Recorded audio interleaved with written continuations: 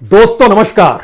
दोस्तों ये कैसे संभव है कि देश गरीब होता चला जाए और इस देश के भीतर बैठे हुए चंद लोग रईस होते चले जाएं?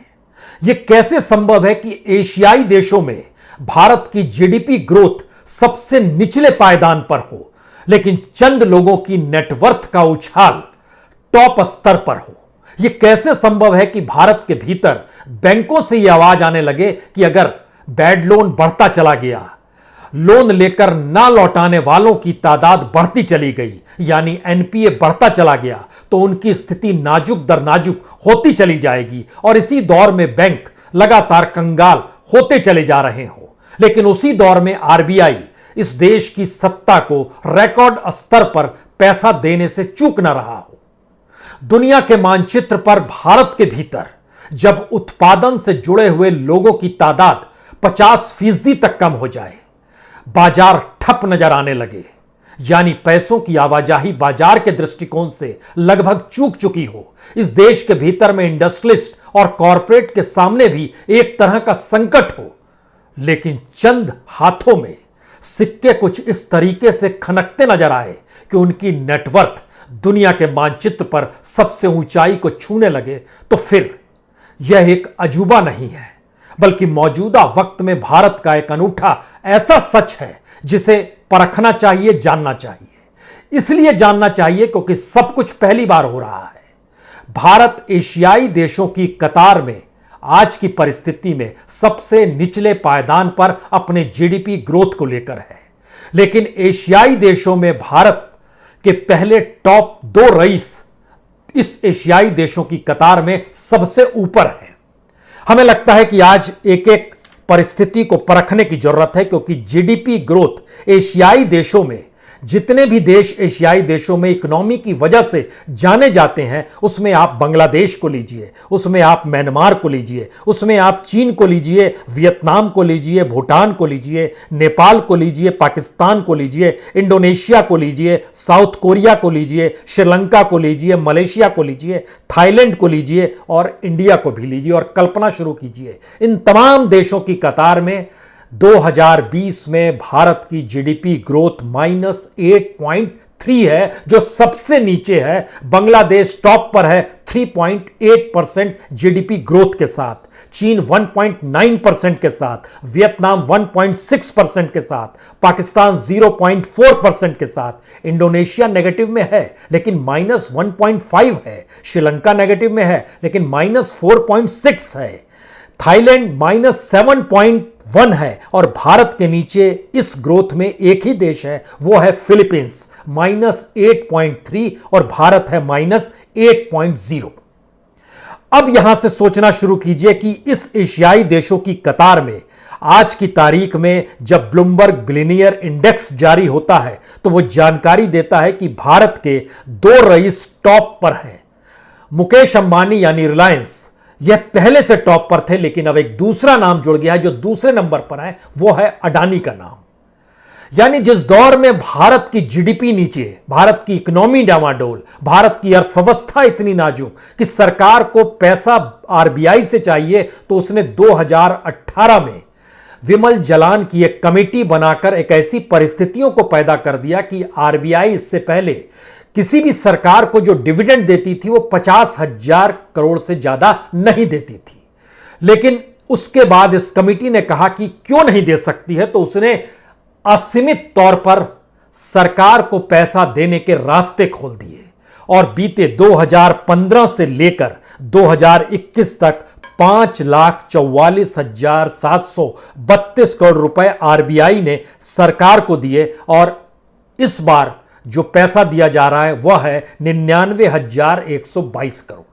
आपके जहन में तुरंत सवाल आना चाहिए कि मनमोहन सिंह के दौर में अगर इन्हीं 7 सालों में 2015 से लेकर 2021 तक अगर इन 7 सालों को मनमोहन सिंह के दौर को ले जाएं तो उस समय मनमोहन सिंह सरकार को कितना पैसा आरबीआई ने दिया था? जी, उस समय तकरीबन 1.5 लाख करोड़ रुपया आरबीआई ने 7 साल में मनमोहन सरकार को दिया था। उस समय कुछ नियम कायदे थे, इससे ज्यादा नहीं दिया जा सकता है। मसलन 2010-11 में 15,000 करोड़ रुपए, जो कि एक बार छलांग लगा के 11,000 से छलांग लगाकर 15,000 तक पहुंचे थे। 2011-12 में भी 15,000 करोड़ रुपए दिए गए। 2013 में ये 33,000 करोड़ तक हो गए। 2014 में 52,000 करोड़ तक हो गए। लेकिन जब नियम कायदे बदले तो आरबीआई ने 2019 में मोदी सरकार को 1,76,000 करोड़ एक साथ दिया और इस बार 99,000 करोड़ रुपए।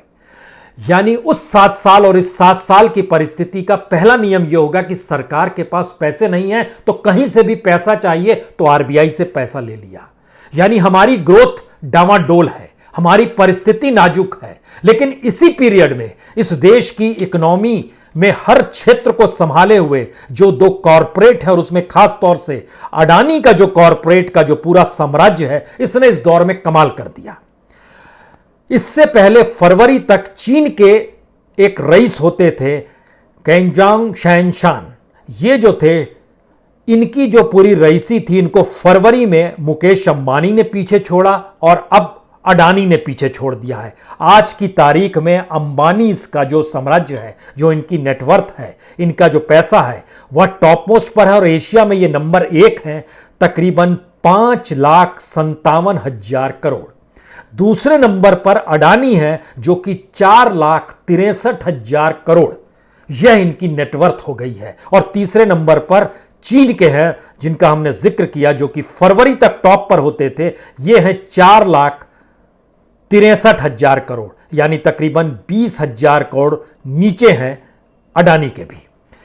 इतनी बड़ी कमाई के हिस्से में सिर्फ 1 साल के भीतर में अडानी की कमाई हुई, जिस दौर में भारत की इकोनॉमी एशियाई देशों में सबसे नीचे चली गई और पर कैपिटा इनकम बांग्लादेश से भी नीचे हो गई। बांग्लादेश पर कैपिटा इनकम के साथ आज की तारीख में $2,227 के साथ है, यानी रुपए में कन्वर्ट कीजिएगा तो यह 1,62,371 रुपए बनते हैं। और भारत की स्थिति तकरीबन 20,419 रुपए कम की है और भारत का पर कैपिटा है $1,947, यानी 1,41,956 रुपए। यह है भारत की स्थिति, यानी भारत की पर कैपिटा इनकम भी लगभग 20,419 रुपए बांग्लादेश से कम है। लेकिन भारत में जितनी असमानता है उतनी असमानता बांग्लादेश में नहीं है, क्योंकि जब हम आपसे जिक्र कर रहे हैं एशियाई देशों में भी भारत अगर अपनी ग्रोथ को लेकर सबसे नीचे खड़ा है, तो इसका मतलब यह है कि भारत की प्रति व्यक्ति आय, जो हम लोग टोटलिटी में जीडीपी के हिसाब से बांटते हैं, उसमें चंद हथेलियों में खूब पूंजी है। और यह पूंजी कैसे किस रूप में बढ़ती चली गई, यह इससे भी समझिए कि अडानी के 6 कंपनियां, Adani enterprises, Adani green, Adani total gas, Adani power, Adani gas, Adani transmission, यानी बंदरगाह अडानी के पास, हवाई अड्डे अडानी के पास, रेल अडानी के पास, बिजली अडानी के पास, गैस अडानी के पास, ट्रांसमिशन अडानी के पास, और इन परिस्थितियों में दुनिया भर के कई इलाकों में माइंस भी अडानी ग्रुप के पास है। और इसीलिए उनकी ताकत आज की तारीख में ऐसी बन गई है जो आज नहीं कल अंबानीज को भी पीछे छोड़ देगी। यहां पर एक सवाल किसी के जहन में भी आएगा कि जिस 1 बरस में कितनी कमाई हो गई, जिनसे इस 1 बरस में आपको जानकर हैरत होगी, तकरीबन $33.8 बिलियन की कमाई इस 1 बरस में हुई है। इसको अगर रुपए में कन्वर्ट कीजिएगा तो 2,40,000 करोड़ की कमाई। भारत की इकोनॉमी डामाडोल, जैसे ही हम बोलते हैं हम अडानी पर आए, उससे पहले हम आपको भारत की एक परिस्थिति से परिचित करा दें, क्योंकि भारत के भीतर इंडस्ट्रियलिस्टों और कॉरपोरेट की स्थिति कोई अच्छी नहीं है। इस दौर में जितने भी प्राइवेट सेक्टर के इन्वेस्टमेंट को लेकर नए प्रोजेक्ट हैं, पहली बार है बीते 15-17 सालों में सबसे कम पैसा प्राइवेट सेक्टर ने नए प्रोजेक्ट्स पर लगाया है, जो कि 5,18,000 करोड़ है। 2005 में इससे पहले सबसे कम पैसा प्राइवेट सेक्टर ने लगाया था इन्वेस्टमेंट को लेकर, वो था 5,63,000 करोड़। यानी 2005 की स्थिति से भी बुरी स्थिति में इस देश के भीतर के इंडस्ट्रियलिस्ट और कॉर्पोरेट्स भोग रहे हैं। लेकिन जैसे ही जिक्र अडानी जी का होगा, कमाल की बात हो जाएगी। और वो चीजें इसलिए फैलती चली जाएंगी क्योंकि 2014 में जब इस देश के प्रधानमंत्री नरेंद्र मोदी नहीं बने थे, उस वक्त अडानी की जो नेटवर्थ थी वो सिर्फ 51,000 करोड़ की थी। आज वो बढ़ते बढ़ते बढ़ते बढ़ते 4,84,000 करोड़ की हो गई। कमाल की ग्रोथ है। यह ग्रोथ अगर अंबानीज के साथ जोड़िएगा तो अंबानीज की 2014 में जो नेटवर्थ थी वह तकरीबन 23 बिलियन डॉलर की थी। 23 बिलियन डॉलर से बढ़कर वो 76 बिलियन डॉलर पर आए, जबकि 7 बिलियन डॉलर से बढ़कर अडानी वो पहुंच गए 66 बिलियन डॉलर पे। यह रफ्तार है, और इस रफ्तार के भीतर में इस देश की इकोनॉमी का जिक्र जैसे ही हम आपसे करना शुरू करेंगे तो आपको यह जानना चाहिए कि भारत के प्राइवेट सेक्टर्स ने अगर नए प्रोजेक्ट में सबसे कम पैसा लगाया है तो इसकी दूसरी स्थिति यह है मैन्युफैक्चरिंग सेक्टर में। 2016-17 में मोदी सरकार ने कुछ नई पॉलिसीज शुरू की। 2016-17 में भारत के जो कामगार काम करते थे मैन्युफैक्चरिंग सेक्टर में, उनकी संख्या थी 5 करोड़ 10 लाख। 2016-17 में भारत के डिमोनेटाइजेशन के बाद और फिर जीएसटी को लेकर जो भी इकोनॉमी को लेकर एक रिफॉर्म की बात प्राइम मिनिस्टर मोदी ने जो की, उस समय 5 करोड़ 1 लाख लोग काम करते थे। आज की तारीख में काम करने वालों की संख्या 2 करोड़ 73 लाख है, यानी लगभग 2 करोड़ 40 लाख लोगों की नौकरी इस दौर में चली गई, सिर्फ मैन्युफैक्चरिंग सेक्टर में। और अगर आप रियल एस्टेट कंस्ट्रक्शन का जैसे ही जिक्र करेंगे और भारत की इकोनॉमी के पन्नों को पलटना शुरू करेंगे तो फिर आपको याद होगा कि 2004 से लेकर 2011 तक भारत के भीतर में जो रियल एस्टेट की जो ग्रोथ थी, जो कंस्ट्रक्शन की ग्रोथ थी, वो कमाल की ग्रोथ थी, और उसने पूरी भारतीय इकोनॉमी को मजबूत कर दिया, रोजगार दे दिया। कमाई इस देश के भीतर हो रही थी, लोग बैंकों से लोन लेते थे, चुकाते थे, घर खरीदते थे, गाड़ी खरीदते थे। लेकिन रियल एस्टेट और कंस्ट्रक्शन के सेक्टर में 2016-17 में यानी मोदी गवर्नमेंट आ गई थी, रेरा तब तक नहीं बना था, या जो भी नियम कायदे रिफॉर्म को लेकर जो भी सोचिए, उस समय लगभग 6 करोड़ 90 लाख लोग रियल एस्टेट और कंस्ट्रक्शन से 2016-17 में जुड़े थे। आज की तारीख में उनकी संख्या 5 करोड़ 37 लाख हो गई, यानी लगभग 2.5 से 3 करोड़ लोग वहां पर भी कम हो गए। और इस कमी के साथ सीधे सीधे अगर हिसाब कीजिएगा तो 1 करोड़ 60 लाख लोगों की नौकरी सीधे गई, और बाकी 2.5 से 3 करोड़ जो कि सीधे पेमेंट पे नहीं जुड़े रहते हैं बल्कि दिहाड़ी पे रहते हैं या बाकी परिस्थितियों से जुड़ते हैं, वह 2.5 से 3 करोड़ की नौकरी अलग से गई। लेकिन इस देश के भीतर के चंद लोगों ने किस रूप में इस देश की सारी परिस्थितियों पर कब्जा कर लिया, ये कहें या कहें उन्होंने अपने व्यापार को फैला लिया। क्योंकि जो भी भारत के भीतर में पब्लिक सेक्टर था, उसी ने इस दौर में सब कुछ प्राइवेट सेक्टर को देना शुरू किया। और यह सवाल इस देश में बार बार उभरता रहा कि सरकार जिम्मेदारी नहीं लेना चाहती है या चलाना नहीं जानती है, और प्राइवेट सेक्टर को जब बेच रही है तो औने पौने दाम में बेच रही है। लेकिन जब परखना शुरू किया गया तो इस देश के सारे बंदरगाह धीरे धीरे अडानी के हवाले, इस देश के हवाई अड्डे जो बिकने शुरू हुए वो अडानी के हवाले, इस देश में रेल सेक्टर भी उसकी भी बिड अडानी ही लगा रहे हैं। बिजली संयंत्र जो लग रहे हैं, जो गैस के संयंत्र रख रहे हैं, जो ट्रांसमिशन है, और तो और जो एग्रीकल्चर रिफॉर्म में भी जो गोडाउन्स बन रहे हैं अलग अलग राज्यों ने सीधे अडानी की कंपनियों से, जो उनकी जो कंपनी है अडानी ग्रीन, उसके जरिए जो भी समझौता, जिस रूप में भी समझौता हुआ है अलग अलग कंपनियों के मार्फत, वह भी राज्यों ने अपने तौर पर करना शुरू कर दिया। मध्य प्रदेश उसमें नंबर 1 पर है, सीधे उस कंपनी से उन्होंने किया, एफसीआई की कोई जरूरत नहीं है।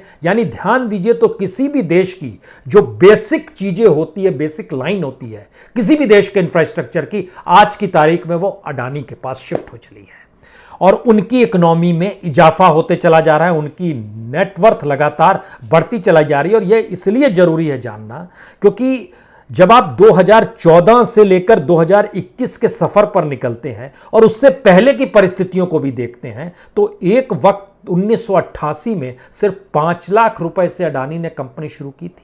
तो यह ग्रोथ कमाल की है। आज की तारीख में 17,000 लोग उनके कर्मचारी के तौर पर काम करते हैं, और हर क्षेत्र में है ये। लेकिन सवाल यह नहीं है कि कोई एक कॉरपोरेट अगर आगे बढ़ रहा है तो इससे दुखी होने की जरूरत है, बिल्कुल नहीं।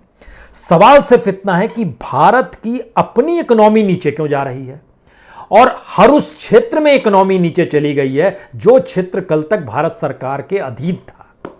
और डिविडेंड के तौर पर जैसे ही हम आपसे जिक्र आरबीआई का करते हैं, तो आरबीआई के जरिए भारत सरकार को जो पैसा मिलना शुरू हुआ 2015 में, कहा जाता है सिर्फ डिविडेंड देना चाहिए, लेकिन डिविडेंड में भी एक रिस्ट्रिक्शंस अभी तक इसलिए लगा हुआ था कि किसी बैंक की हालत अगर खस्ता होती है तो उस बैंक को बेचने की नौबत नहीं आए, बल्कि लिक्विडिटी आरबीआई के पास इतनी रहनी चाहिए कि उस बैंक को संभाल पाए। जैसे लक्ष्मी विलास बैंक था, उसको बेचना पड़ गया, अगर लिक्विडिटी होती तो आरबीआई खुद संभालती, लेकिन उसको एक विदेशी बैंक के हवाले कर दिया गया। यह परिस्थितियों को सामना भारत के भीतर शुरू से कहा गया कि आरबीआई की पॉलिसी थी, लेकिन 2018 के बाद नियम कायदे बदल गए, इसीलिए 2018 में तो 50,000 करोड़ दिया गया डिविडेंड के तौर पर, लेकिन 19 आते आते 1,76,051 करोड़ रुपए आरबीआई ने दे दिए, जो कि इस बार हमने आपको जानकारी दी कि 99,000 करोड़ रुपए दिए जा चुके हैं।